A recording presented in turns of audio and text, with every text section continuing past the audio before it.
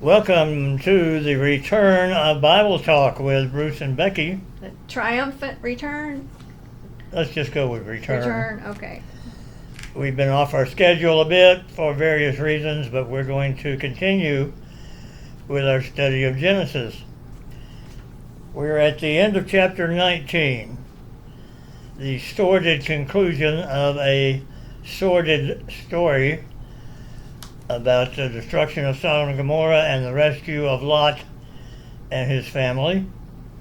You may recall that earlier in the story, the Lord came with two angels to visit Abraham and revealed to him he was going to investigate if the report of the wickedness of Sodom and Gomorrah was true, and if so, he would destroy it.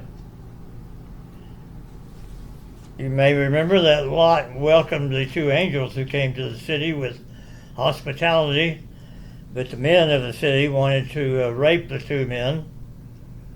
Lot offered his two virgin daughters, but they refused. And now we come to what happened to Lot and his daughters after they fled from Sodom. I don't like this part. You're not supposed to like it. Okay. But we'll ask after we read it why it is here in the Bible. Becky, would you read please verses 29 through 33? Okay. And it came to pass, when God destroyed the cities of the plain, that God remembered Abraham and sent Lot out of the midst of the overthrow, when he overthrew the cities in which Lot had dwelt. Then Lot went up out of Zoar and dwelt in the mountains, and his two daughters were with him. For he was afraid to dwell in Zoar, and he and his two daughters dwelt in a cave. Now the firstborn said to the younger, Our father is old, and there's no man on the earth to come into us, as in the custom of all the earth. Come, let us make our father drink wine, and we will be with him. We will lie with him, that we may preserve the lineage of our father.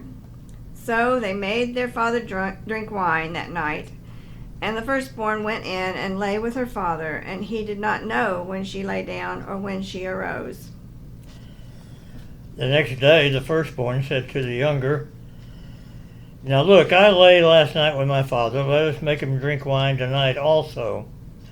Then you go in and lie with him, that we may preserve offspring from our father. So they made their father drink wine that night also, and the younger arose and lay with him, and he did not know when she lay down or when she arose. Thus both the daughters of Lot became pregnant by their father. The firstborn bore a son and called his name Moab. He is the father of the Moabites to this day. The younger also bore a son and called his name Ben-Ami. He is the father of the Ammonites to this day. These young women are apparently desperate to preserve offspring so that their father's legacy will continue. They seem to be kind of in shock at what has happened to them, and thinking there's no man left on the earth, although that probably is not what they're thinking, because they've been in Zoar, which surely had some males in it. Or they may be thinking no man will have anything to do with us because of what happened to Sodom. So they commit incest, and each bears a son.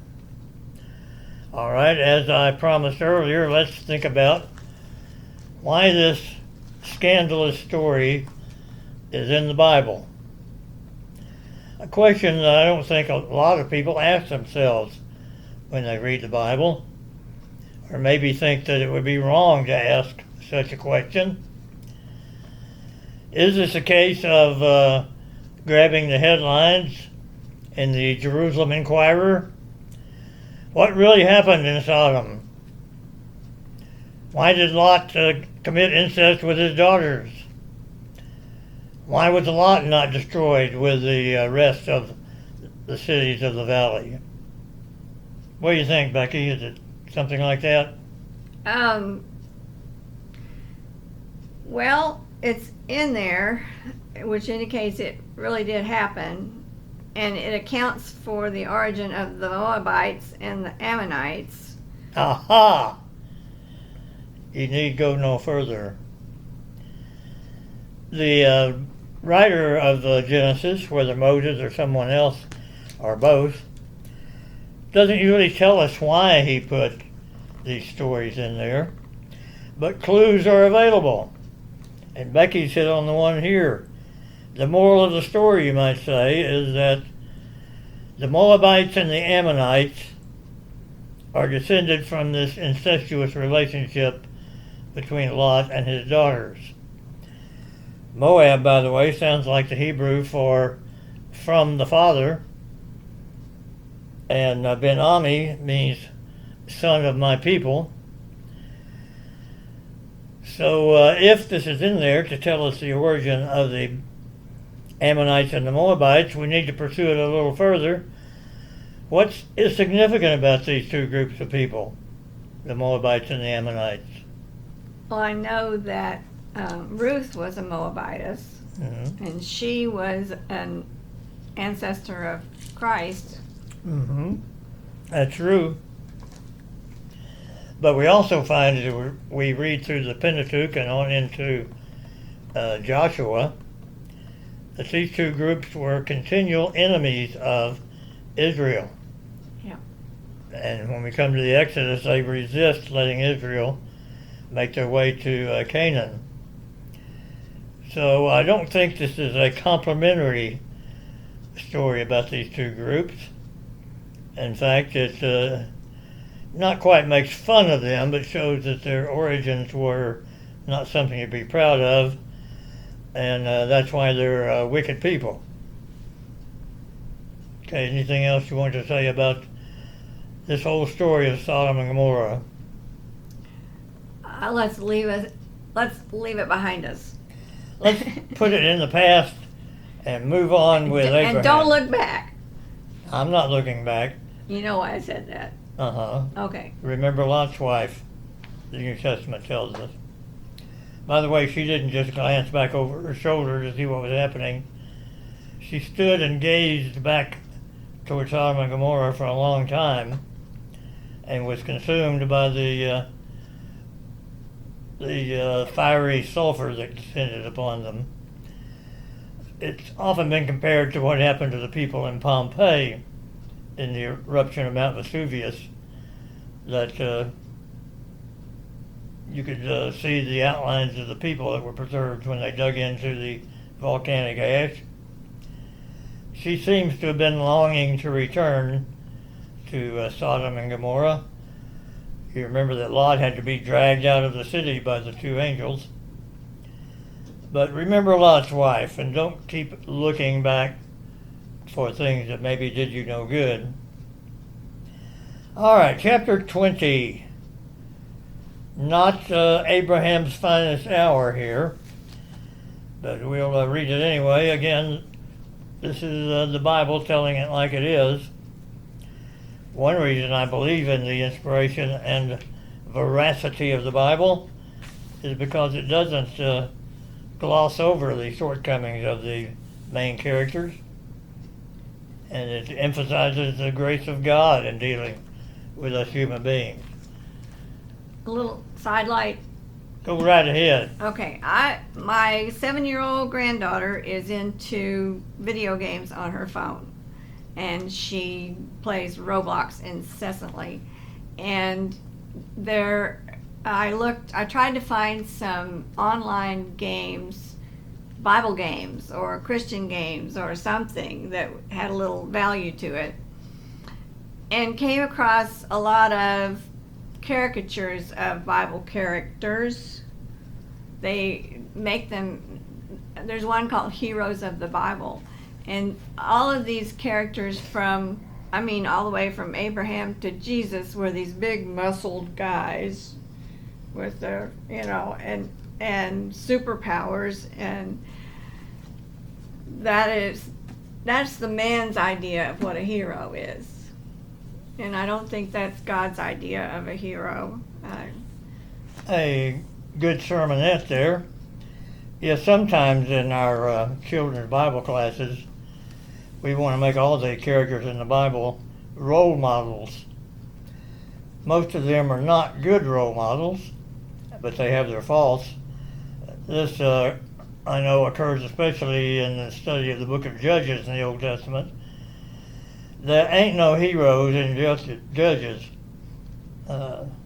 With only minor exceptions, they're all people who misused the opportunities they had.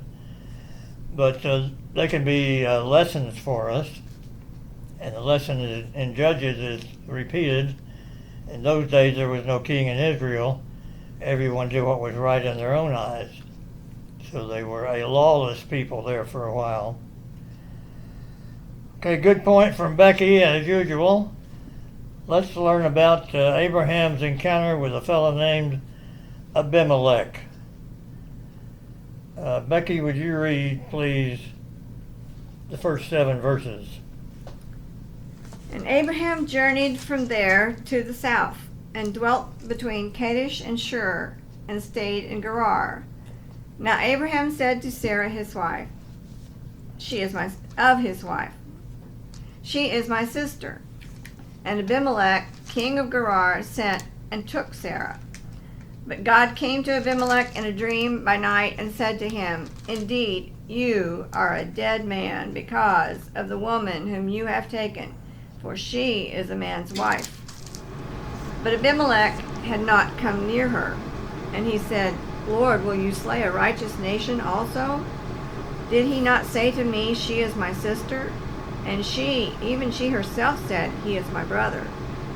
In the integrity of my heart and innocence of my hands, I have done this.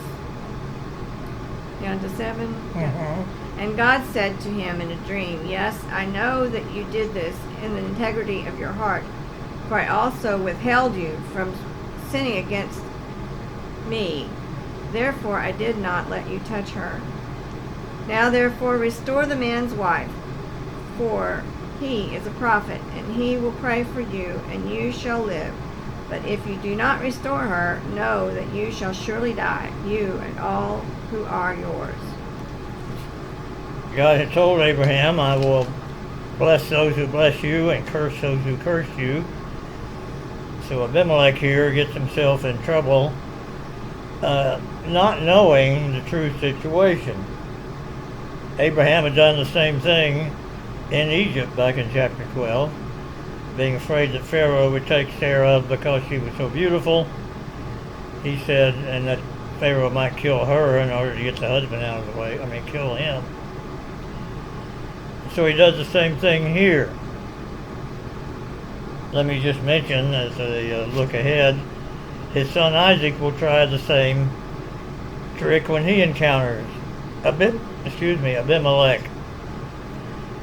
And we can tell that Abimelech is not a personal name, it is a throne name or a dynastic name, like Pharaoh in Egypt. It means my father is king, or my father was king, indicating a dynasty. Becky reminds us what a dynasty is. Like a soap opera? I'm thinking no. It's a family that is in power for ages and ages and ages. Right, the same family holds the kingship. And sometimes in the Bible, God will change the dynasty, as he did with Saul, taking the kingship away from him and giving it to David and his descendants. So Abimelech is a local king. And he's not of the people of God. No, he's not. But I just, in my head, I contrasted him with King David, who was a man of God. Mm-hmm. And Abimelech, when he finds out this woman is married, he says, I'm having nothing to do with her. David was just the opposite. Right. He sees her, he wants her, he takes her, That emphasizes the point that God doesn't always choose and use only people who are righteous themselves. In fact, as we learn in reading Romans in the New Testament, no one is righteous. However, Abimelech here, his actions are done in the integrity of his heart, but Abraham is lying about the situation.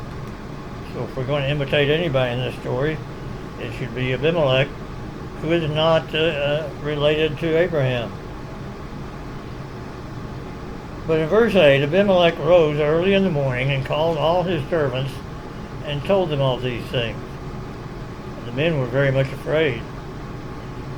Then Abimelech called Abraham and said to him, "What have you done to us? And how have I sinned against you, that you brought on me and my kingdom a great sin? You've done to me things that ought not to be done." And Abimelech said to Abraham, "What did you see that you did this thing?" So Abimelech rebukes Abraham for putting not only Sarah, his wife, but all the people in this territory in danger. Abraham becomes defensive and tries to explain his actions in verse 11. Abraham said, "I did it because I thought there's no fear of God at all in this place, and they will kill me because of my wife." If I was inclined to preach, there's a sermon. This place that he thinks has no fear of God, all of them have become afraid of God when they learned about what Abraham had done. And God appears to Abimelech in a dream. I believe I'm correct at this time that Abraham, although he is nearing 100 years of age, has only had God speak to him twice in his lifetime. God speaks to Abimelech twice in one night in a dream. And these people in Shur, are they in Shur? Where are they? Gerar? They're in Gerar? Yeah, Gerar. They have their own laws, moral laws. They don't lie. They don't commit adultery. They don't, and they get very upset when other people do. They have morality, and in a sense they have a fear of God, although they may not have known God very much about him and may have worshipped other gods. Reminds me of the great German philosopher Immanuel Kant, K-A-N-T, who said that all people have two evidences of the existence of God. One is the starry skies above, that is the creation, and the other is the conscience, the voice within. Where would that come from? Kant reasoned that people felt guilty when they did wrong, may not have a good concept of morality all the way around, but they know when they have broken moral laws. So Kant said those two concepts let us know that there is a God. Well, Abraham's defense, verse 12, "Besides, she is indeed my sister, the daughter of my father, though not the daughter of my mother, and she became my wife. And when God caused me to wander from my father's house, I said to her, 'This is the kindness you must do me. At every place to which we come, say of me, he is my brother.'" We don't know what Sarah thought about this. She does what Abraham asked, but she is not consulted on it, nor do we hear her voice about what she thinks about Abraham putting her at risk in every place that they go. What do you think, Becky? Do you like that arrangement? I don't even want to go there. Something inside me says that if my husband put me in that situation, I might take advantage of it. Uh-huh. Enter Pharaoh's harem or Abimelech's. It would offer power and riches, probably. I would just do it in spite. Ah, I'll show him. Well, in somewhat of a slight defense of Abraham, all of the actions he takes in these incidents are partly because he knows that God has promised him a son and a great nation that would come from him. in a sense, he's trying to help God out in preserving his own life and preserving the promises of God. But to me, that's not good enough. Well, let's see how this story comes to a conclusion. Becky, please read 14 through 18. Then Abimelech took sheep, oxen, and male and female servants, and gave them to Abraham, and he restored Sarah his wife to him. And Abimelech said, "See, my land is before you, dwell where it pleases you." Then to Sarah he said, "Behold, I have given your brother 1,000 pieces of silver. Indeed, this vindicates you before all who are with you, and before everybody." Then she was rebuked. So Abraham prayed to God, and God healed Abimelech, his wife, and his female servants. Then they bore children. For the Lord had closed up all the wombs of the house of Abimelech because of Sarah, Abraham's wife. Okay, Abimelech apparently had become suspicious because of the fact that nobody was able to have children since Abraham came into his country. Notice in the stories of Genesis that the blessing of God often includes fertility and many descendants, and if you're under the curse of God, you're not able to have children. Or at least that's what the writer of Genesis believes, and I'll have to agree with him. Well, we've learned more about God in these passages, about his grace in dealing with us weak human people, and also about his righteousness and the wrath he has against sin. I have a question. Okie doke. Verse 16. After he paid the money, it says, "Thus she was rebuked." I was expecting it to say she was vindicated. But Guess what? My translation says, "Before everyone you are vindicated." Okay. And sometimes these people of the time of Abraham will say the very opposite of what they mean.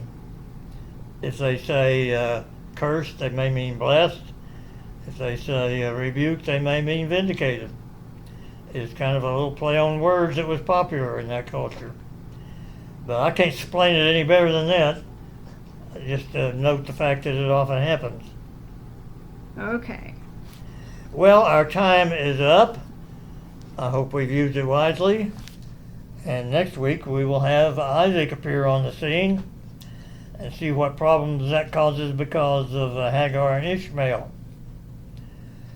Until then, may God bless you, and remember, don't send money.